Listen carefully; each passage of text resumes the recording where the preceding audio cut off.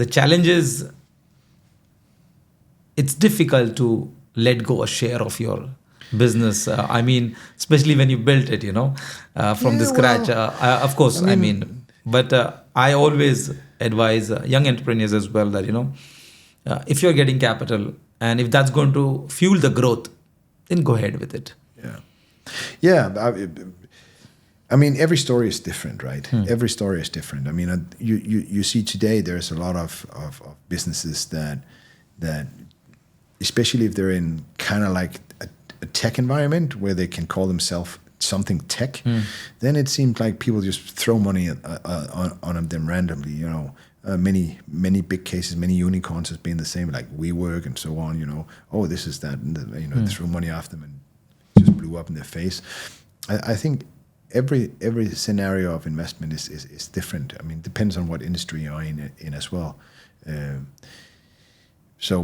You were pretty early at that stage. Compare when you compare with the healthcare industry or the healthy meal, category. Yeah, I think you were pretty early for it, and you were already gained a lot of attraction, at least in this region. Oh yeah, for sure. And I think a lot of investors look up to associating with your brand. Sure, I mean, I think that advantage you had, the first mover's advantage.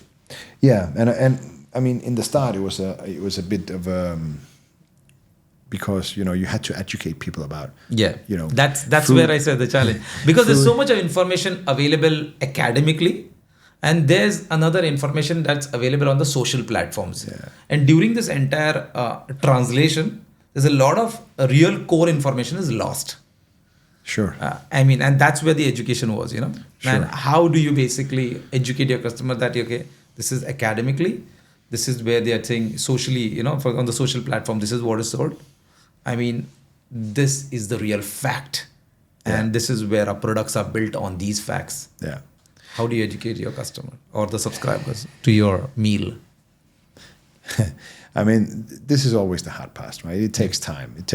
You don't just build a brand and trust in a day, right? It takes time.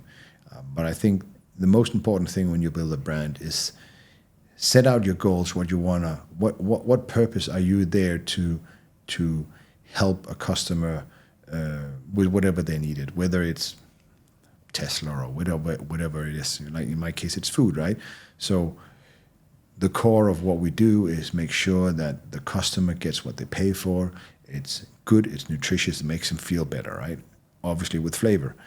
So stick to that, and then over a period of time, you are able, if you stay the course and stop and don't sacrifice, quality and consistency for profit. If you stay that, then, the strongest way to build a strong brand is word of mouth.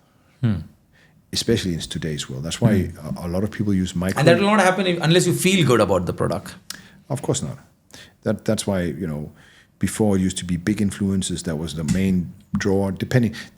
Depends on what kind of brand it is. If it's sunglasses or clothes or something, yeah, big. But if it's something more personal to you, like food that you consume every day, getting Ronaldo to show he eats a McDonald's burger, it'll be weird, right?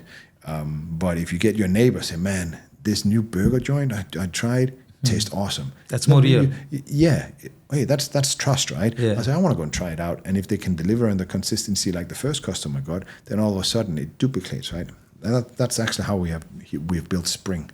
Yeah, I think that was I think that's where the trust code was cracked by you guys. One is because you left the meal very transparent. You opened up and it was all those green vegetables and very clean food. There was no much sauces added or not much spices added. It was very clean food and very light to eat.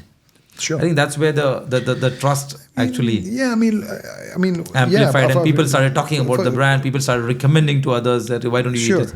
And it actually grew up in this entire fitness industry more. Yeah. Fitness industry and healthy food in Dubai is massive now, right? Yeah. You see a gym on every corner, and there's like 500 meal plan companies. Yeah.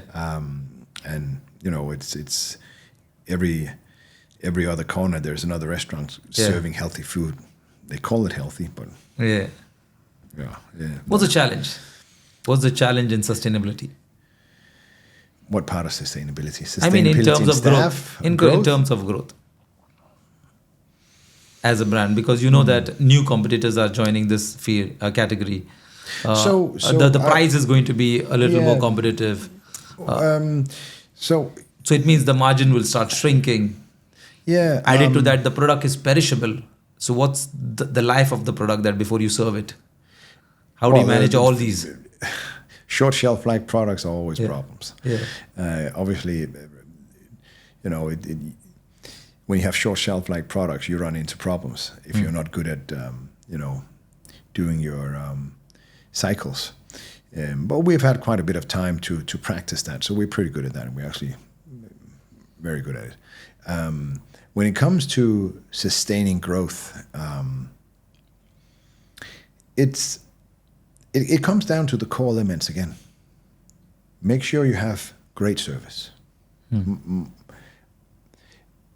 I want to make sure that the customer, mistakes will happen, but if you go above and beyond to rectify a problem for the customer will say, wow, they made a mistake, but it's okay because, let's say, late deliveries, or they missed a meal to put it in the bag or something like that, for instance, for the and lucky for us, we have restaurants and we have the meal plan. So if somebody misses a meal, we'll send a meal from the restaurant somewhere. Pick a meal from the restaurant, we'll deliver it to you. You know? And then goes, whoa, these guys take care of it. And I know that no other restaurant do that. Yeah. Or meal plan service do that. So when it comes down to making sure that you keep because you have the combination of both the restaurant and the meal plan. So it means if someone misses from the main kitchen, then you can supply it from the restaurant. Yeah. So I think it's a very unique combination. For sure. And when you focus on these things, there will always be competition, and you should always watch your competition. But if you start focusing too much on your competition, you forget your own brand. I believe that focus on what the customer wants and make sure that you deliver on the promise and see as much as possible to create the wow factor. The wow factor is something like when you buy something, you're, wow, I didn't expect this. Then you're going to tell your two friends, right? But again, it is the food section or F&B section. So it is a tough job. It's a very demanding job, actually.